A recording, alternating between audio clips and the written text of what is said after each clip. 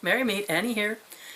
This is week 11 for the Pagan YouTube challenge, and the question is, what does the sun mean to you? The sun represents everything about me that is born, flourishes, and dies. It's everything in the world around me that does the same thing. It's the balance to my relationship to the moon, which is eternal. Maybe presenting different phases or different lessons, but a consistent thread.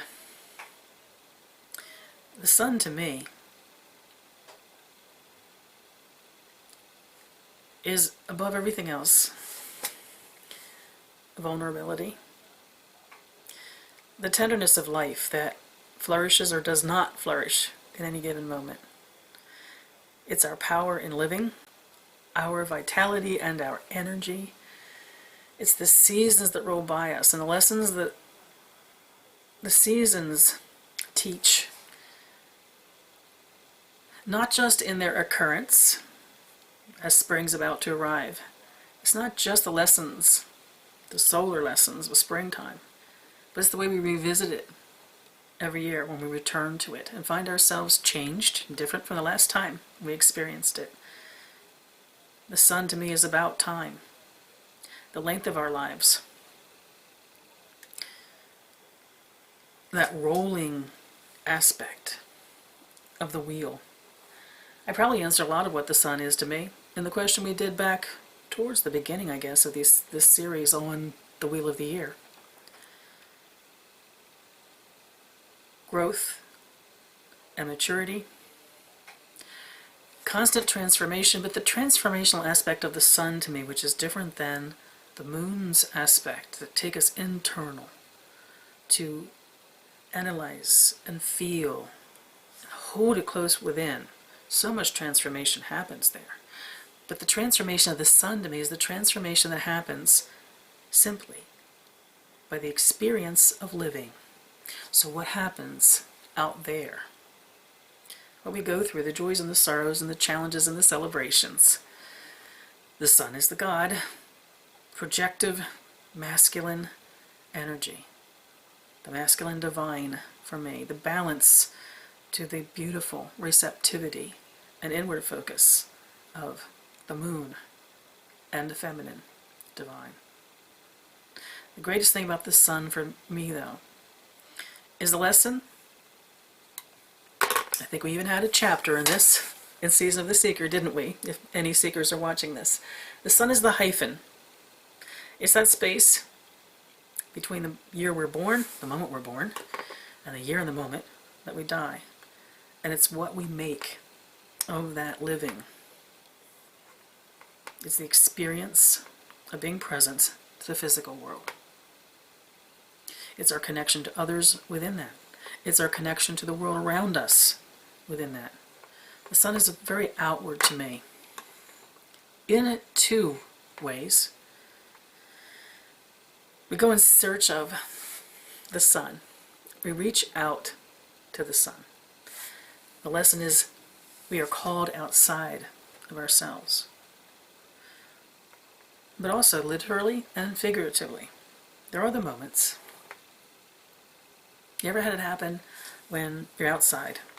Maybe you're coming from a shaded or a dappled area into something that's brightly sunlit, and for just a moment, your whole body almost melts because of the warmth of the sun that's settling over you.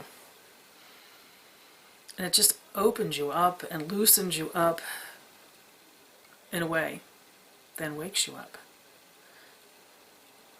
That outward relationship to the sun isn't always me reaching out to everything that is outside of me, everything which is not me. It's also the moments when I know it because I let it happen, or it happens and I realize either during or after that it's happening, when what is out there reaches to me, envelops me, embraces me, sometimes challenges me, yes, sometimes burns me. But it's the reaching outwards that is the power of the sun to me, and it is the energy that reaches towards me from outside of me. The moon It's understanding who I am. The sun is understanding who I am in relation to everything that I am not. Everything that is outside of me. It encompasses the possibility too, in this sense of everything I am not, that it is very much about becoming.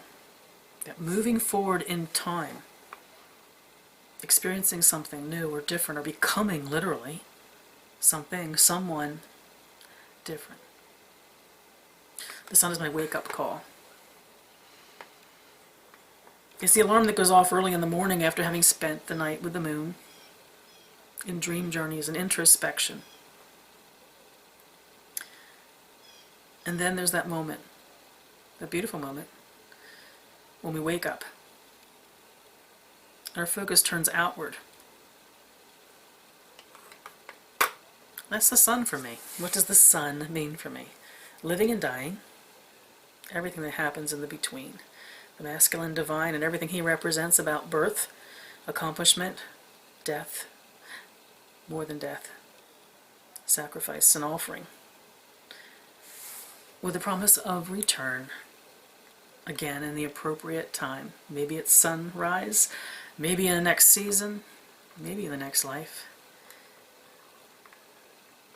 Wake up, Annie. Look outside yourself at the wonder of existence, at the beauty in the faces of those who surround you. See yourself from another perspective. Widen yourself to become one with what is outside of you. Expand the possibility of who you are and who you can, if you choose, to become. The sun, the glorious sun. I wish you all mirth and reverence, merry part,